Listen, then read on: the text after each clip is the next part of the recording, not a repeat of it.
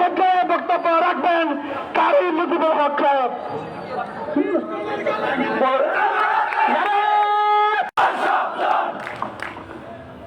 বিপ্লবী তৌহিদি জনতা, আসসালামু আলাইকুম ওয়া রাহমাতুল্লাহ। সম্মানিত উপস্থিতি, আমরা শান্তি চাই না তো অশান্তি চাই?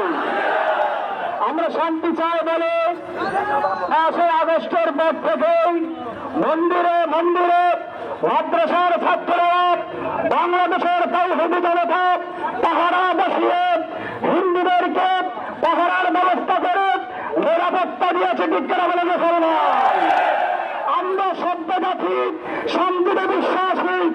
আজ পর্যন্ত কোন হিন্দুর ঘরে একজন মুসলমান হাত তোলা বিজ্ঞান বলে। যদি আমার বিভিন্ন বৈঠক করে তারা প্রমাণ করতে চাই মুসলমানরা অগ্রগাথী আল্লাহর